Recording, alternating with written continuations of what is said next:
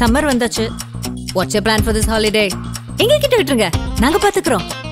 VGT Holidays. GT Holidays, South India's #1 travel brand. இனி வீட்லயே பானிபூரி செய்யலாம் எல்லாரும். ஆச்சி பானிபூரி கிட். ஆதன் நியூஸ் நேயர்களுக்கு வணக்கம். நான் கவி பாரதி. மீண்டும் பங்களாதேஷினுடைய இடைக்கால ஆலோசகராக இருக்கக்கூடிய முகமது யூனிஸ் இந்தியாவை சீண்டி பார்க்குற வேலையில் ஈடுபட்டுட்டு வராரு.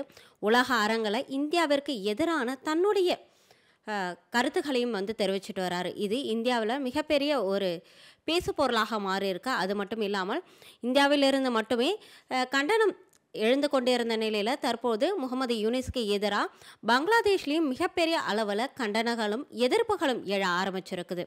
இதை பற்றி தான் இந்த காணொலியில் விரிவாக பார்க்க போகிறோம். பங்களாதேஷ் என்ற ஒரு நாடு உருவாக காரணமாக இருந்ததே இந்தியா தான். இது எல்லாருக்கும் தெரிஞ்ச ஒரு விஷயம்.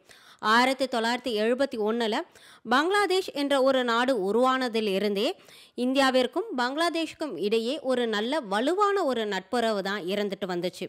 ஆனால் அந்த நட்புறவு எதுவரைக்கும் நீடித்தது அப்படின்னு பார்த்தோம்னா, ஷேக் ஹசீனா, பங்களாதேஷினுடைய பிரதமராக இருந்த ஷேக் ஹசீனா மாணவர்களுடைய கிளர்ச்சினால அவாமி லீக் ஆட்சி கலைக்கப்பட்டு இடைக்கால ஒரு அரசு நிறுவப்பட்டுச்சு. அதனுடைய தலைவராக முகமது யூனிஸ் தேர்ந்தெடுக்கப்பட்டார். எப்போது இந்த யூனிஸ் பதவிக்கு வந்தாரோ அதிலிருந்தே இந்தியா பங்களாதேஷ் இடையான உறவில் விரிசல் விழ ஆரம்பிச்சிச்சு.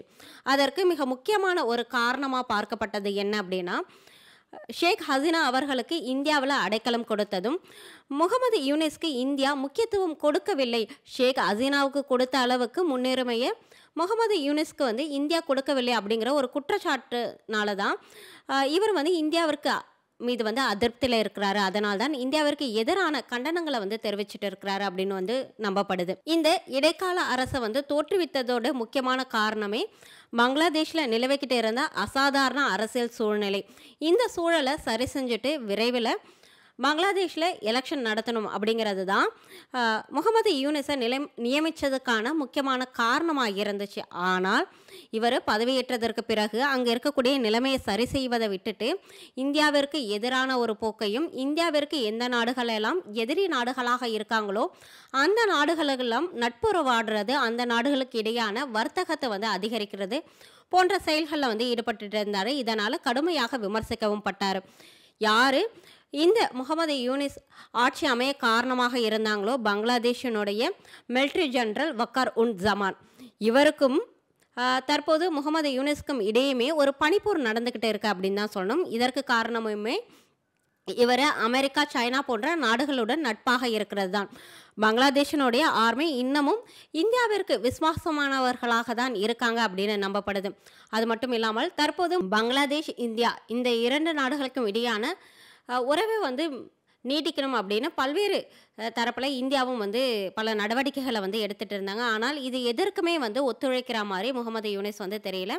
சமீபத்தில் கூட பக்ரீத் பண்டிகைக்கு வாழ்த்து கூறி பிரதமர் மோடி அவர்கள் ஒரு வாழ்த்து கடிதத்தை பங்களாதேஷினுடைய இடைக்கால தலைவராக இருக்கக்கூடிய இந்த முகமது யூனிஸ்க்கு அனுப்பிச்சிருந்தார். அதற்கு முகமது யூனிஸ்மே ஒரு பதில் கடிதம் அனுப்பிச்சிருந்தார். அதில் என்ன கூறியிருந்தார்னா, தாங்களும் இந்தியா பங்களாதேஷ் இடையான ஒரு நல்லுறவை தான் விரும்புகிறோம், அதுதான் இரண்டு நாடுகளுக்கும் இடையான ஒரு வளர்ச்சிக்கு வழிவகுக்கும் அப்படின்னு சொல்லியிருந்தாங்க. ஆனால் அவர்கள் சொல்லி கொஞ்ச நாள் கூட ஆகலை, அதுக்குள்ளே மறுபடியும் இந்தியாவிற்கும் பிரதமர் மோடி அவர்களுக்கும் எதிரான ஒரு கண்டனத்தை அவர் உலக அரங்கில் தெரிவிச்சிருக்காரு. லண்டனில் நடந்த ஒரு இன்டர்வியூவில் அவர் என்ன சொல்லியிருந்தாரு அப்படின்னா, ஷேக் ஹசீனாவுடைய சமூக வலைத்தள பக்கத்தை முடக்கக்கூடி பிரதமர் மோடி அவர்களுக்கு முகமது யூனிஸ் வலியுறுத்தினதாகவும், ஆனால் சமூக வலைத்தள பக்கத்தை முடக்கக்கூடிய அதிகாரம் தங்களுக்கு இல்லை அப்படின்னு பிரதமர் மோடி அவர்கள் மறுத்துவிட்டதாகவும் அவர் குற்றம் சுமத்தியிருக்கிறாரு.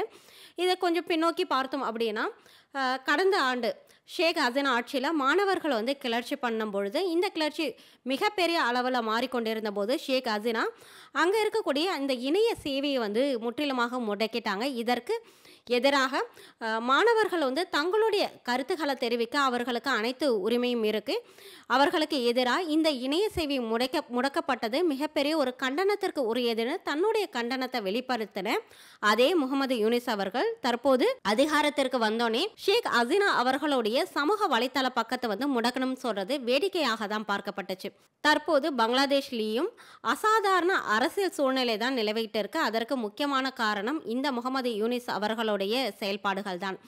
பங்களாதேஷினுடைய மாணவர் லீக் தலைவராக இருக்கக்கூடிய சதாம் ஹுசைன் அவர்கள் அடுக்கடுக்காக பல்வேறு குற்றச்சாட்டுகளை முகமது யூனிஸ் மேல வந்து வச்சுட்டு இருக்கிறாரு. அவைகள் என்னெல்லாம்னு பார்த்தோம் அப்படின்னா, முகமது யூனிஸ் பாகிஸ்தான் கூடயும் பாகிஸ்தான்ல இருக்கக்கூடிய பயங்கரவாத அமைப்புகள் கூடயும் அதிக அளவில் நெருக்கம் காட்டிட்டு இருக்காங்க அப்படின்னு வந்து அவர் ஒரு குற்றச்சாட்டை முன் வச்சிருக்காரு. இதற்கு காரணமாக என்ன பார்க்கப்படுது அப்படின்னா, முகமது யூனிஸ் அரசாங்கம் பதவியேற்றதற்கு பிறகு பாகிஸ்தான்ல இருந்து ஒரு விமானம் டாக்கால வந்து தரையிறங்குச்சு. அதில் ISI அதிகாரிகள், அதாவது பாகிஸ்தானுடைய உளவுத்துறையான ISI அதிகாரிகள் வந்து முகமது யூனிஸ் அவர்களுடன் பேச்சுவார்த்தை நடத்தினதாக வந்து கூறப்படுது. இதற்தான் அவர் மீது வைக்கக்கூடிய குற்றச்சாட்டிற்கு வந்து ஒரு காரணமாக பார்க்கப்படுது. அது மட்டும் இல்லாமல் முகமது யூனிஸ் பாகிஸ்தான் கூட நெருக்கம் காட்டுறது வங்கதேசத்து மக்களுக்கும் அங்கே வங்கதேசத்தினுடைய சுதந்திரத்திற்காக போராடிய அந்த தியாகிகளுக்கும் செய்யக்கூடிய மிகப்பெரிய துரோகம் அப்படின்னும் இவர் கூறாரு. அதற்கு என்ன காரணம் அப்படின்னா,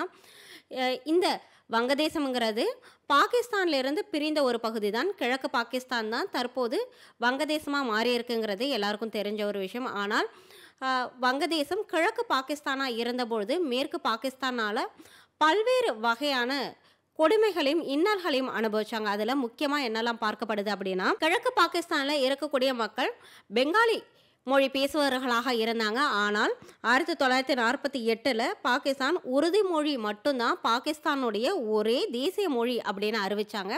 இது இவர்களுக்கு இழைக்கப்பட்ட மிகப்பெரிய ஒரு அநீதியாக பார்க்கப்பட்டுச்சு. அது மட்டும் இல்லாமல் இவர்கள் பெங்காலி மொழி பேசுகிறாங்க, வங்க மொழி பேசுகிறாங்கங்கிற ஒரே காரணத்திற்காக இவர்கள் வந்து மேற்கு பாகிஸ்தானியர்களால் வந்து ரொம்ப அடக்குமுறைகளுக்கு ஆளானாங்க. அது மட்டும் இல்லாமல் 1970 கிழக்கு பாகிஸ்தானை சேர்ந்த ஷேக் முஜிபுர் ரஹ்மான் தலைமையில் அவாமி லீக் கட்சி மிகப்பெரிய அளவில் வந்து வெற்றி பெற்றாங்க. ஆனாலும் மேற்கு பாகிஸ்தானில் இருக்கக்கூடிய தற்போது பாகிஸ்தானாக இருக்கக்கூடிய அந்த அதிகாரிகள் எல்லாம் ஷேக் முஜிபுர் ரஹ்மான் பிரதமராக பதவி வகிக்கக்கூடாது அப்படின்ட்டு இந்த எலெக்ஷனை வந்து ரத்து செஞ்சாங்க. இது இந்த மக்களுக்கு இழைக்கப்பட்ட மிகப்பெரிய ஒரு அநீதியாக பார்க்கப்பட்டுச்சு. அது மட்டும் இல்லாமல் கிழக்கு பாகிஸ்தானில் கிடைக்கக்கூடிய செல்வங்கள் எல்லாமே மேற்கு பாகிஸ்தானுடைய வளர்ச்சிக்காக பயன்படுத்தப்பட்டுச்சு. இங்கே இருக்கக்கூடிய அனைத்து வளங்களுமே மேற்கு பாகிஸ்தானுடைய வளர்ச்சிக்காக தான் பயன்படுத்தப்பட்டுச்சு. இது அங்கே இருக்கக்கூடிய மக்களை கோபத்தை தூண்டுற விதமாக இருந்துச்சு. இந்த கிழக்கு பாகிஸ்தான் மக்கள்கள்லாம் வந்து தொழில், கல்வி மற்றும் அடிப்படை வசதிகளில் ரொம்பவே பின்தங்கியவர்களாக இருந்தாங்க. அவர்களுக்கு அடிப்படை தேவை, கல்வி, பாதுகாப்பு எல்லாமே மறுக்கப்பட்டுச்சு. இங்கே இருக்கக்கூடிய மக்கள் கடும் புயலால் பாதிக்கப்பட்டு கிட்டத்தட்ட ஒரு 5 லட்சம் மக்கள்கள் வந்து இறந்தாங்க. அப்பொழுதுமே இந்த மேற்கு பாகிஸ்தான் எந்த விதமான நிவாரணமும் வந்து வழங்கலை. இதனால் கடும் கோபத்தில் இவங்க முத்தி வாகினி அப்படிங்கிற ஒரு அமைப்பை தோற்றுவித்து தங்களுடைய உரிமைகளுக்காக போராட ஆரம்பித்தாங்க. அப்பொழுதுதான் இந்த மேற்கு பாகிஸ்தான் ஆப்ரேஷன் சர்ச் லைட் என்ற பேரில் பெங்காலி மொழி பேசுபவர்கள் மீதெல்லாம் மிகப்பெரிய அடக்குமுறைகளை வந்து கையாண்டாங்க. பல லட்சம் பேர் கொன்று குவிக்கப்பட்டாங்க. வங்கதேசத்தில் இருந்த சமூக செயலாளர்கள், ஆசிரியர்கள், எழுத்தாளர்கள் இவங்கெல்லாம் கைது செய்யப்பட்டு சிறையில் அடைக்கப்பட்டாங்க. அது மட்டும் இல்லாமல் கிட்டத்தட்ட 3 லட்சம் பெண்கள் பாலியல் வன்கொடுமைகளுக்கு ஆளாக்கப்பட்டாங்க. இது பாகிஸ்தானில் ஒரு கருப்பு பக்கமாகவே பார்க்கப்படுது. உலக நாடுகள் அனைத்துமே பாகிஸ்தானின் இந்த நடவடிக்கைகளுக்கு எதிராக வந்து வெகுண்டு எழுந்தாங்க. தன்னுடைய சொந்த நாட்டிலேயே வங்கதேச மக்கள் அகதிகள் போல நடத்தப்பட்டாங்க. கிட்டத்தட்ட 1 கோடி பேர் வந்து அகதிகளாக இந்தியாவில் வந்து தஞ்சம் போக ஆரம்பித்தாங்க. இதற்கு பிறகுதான் இந்தியா இந்த விஷயத்தில் தலையிட்டு பாகிஸ்தான் கூட வந்து போர் செஞ்சு பங்களாதேஷ் என்ற ஒரு புதிய நாடை வந்து தோற்றுவிச்சாங்க.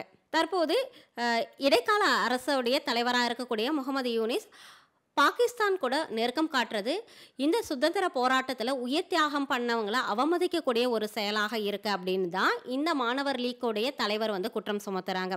அது மட்டும் இல்லாமல் பங்களாதேஷில் இருக்கக்கூடிய சுதந்திர சின்னங்கள் எல்லாம் இந்த யூனிஸ் ஆட்சியில் அழிக்கப்படுது அப்படின்னும் குற்றச்சாட்டு முன் வச்சிருக்கிறாரு. இதற்கு பின்புறமாக என்ன பார்க்கப்படுது அப்படின்னா, பங்களாதேஷ் என்ற நாடு உருவாக பங்களாதேஷினுடைய போராட்டத்தில் மிக முக்கிய பங்கு வகித்த பங்களாதேஷினுடைய தந்தையா பார்க்கப்படுற ஷேக் ஹசீனா அவர்களுடைய தந்தையான முஜிபுர் ரஹ்மானுடைய இல்லம் வந்து தகர்க்கப்பட்டிருக்கு. அங்கே இருந்த பல்வேறு வகையான சுதந்திர சின்னங்கள்லாம் வந்து அழிக்கப்பட்டிருக்குது. இது திட்டமிட்டு செய்யப்பட்ட ஒரு செயல் அப்படின்னும் குற்றம் சுமத்தப்படுது. அது மட்டும் இல்லாமல் இந்த முஜிபுர் ரஹ்மானுடைய தியாகத்தை போற்ற வகையில் பங்களாதேஷி கரன்சியில் வந்து அவருடைய படம் தான் இடம்பெற்றிருக்கும். ஆனால் தற்போது ஜூன் 1ஆம் தேதி வெளியான பங்களாதேஷினுடைய புதிய கரன்சியில் அவருடைய படம் வந்து நீக்கப்பட்டிருக்கிறது.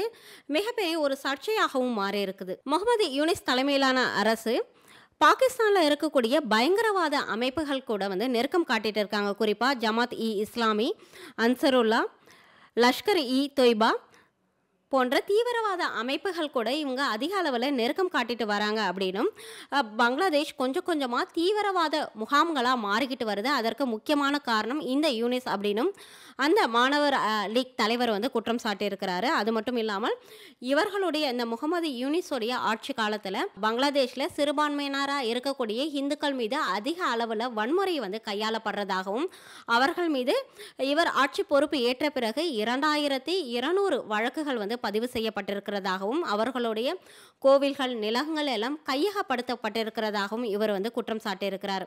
அது மட்டும் இல்லாமல் கடந்த ஆண்டு பங்களாதேஷில் நடந்த மிகப்பெரிய கலவரத்திற்கு பின்புறமாகவும் இந்த முகமது யூனிஸ் தான் செயல்பட்டார் அப்படின்னு சொல்லி குற்றம் சுமத்திருக்கிறாங்க. முகமது யூனிஸ் மேல அடுக்கடுக்கான குற்றச்சாட்டுகள் வந்து எழுந்து வரக்கூடிய நிலையில என்ன சொல்லியிருக்காரு அப்படின்னா 2026 ஏப்ரல் மாதம் பங்களாதேஷில் தேர்தல் நடத்தப்படும், அதன் மூலம் ஆட்சியாளர்கள் வந்து தேர்ந்தெடுக்கப்படுவார் அப்படின்னு சொல்லியிருக்கிறாங்க. ஆனால் அங்கே இருக்கக்கூடிய மக்களாக இருந்தாலும் சரி, அவாமி லீக் கட்சியினுடைய ஆதரவாளர்களாக இருந்தாலும் சரி, இவர் வந்து தேர்தலை வந்து நடத்த விட மாட்டார், இவரே தான் பதவியில் நீடிக்கணும் விரும்புகிறாரு போன்ற பல்வேறு வகையான குற்றச்சாட்டுகளை வந்து முன்வைக்கிறாங்க. இந்த மாதிரி ஒரு அரசியல் சூழ்நிலையில் பங்களாதேஷில் திட்டமிட்டபடி தேர்தல் நடைபெறுமா? இந்த தேர்தல் பங்களாதேஷினுடைய சூழ்நிலையை வந்து சாதகமாக்குமா? இந்தியா பங்களாதேஷ் இடையிலான நட்புறவு வந்து மீண்டும் சுமூகமாக மாறுமா என்பதையெல்லாம் பொறுத்திருந்து தான் பார்க்கணும்.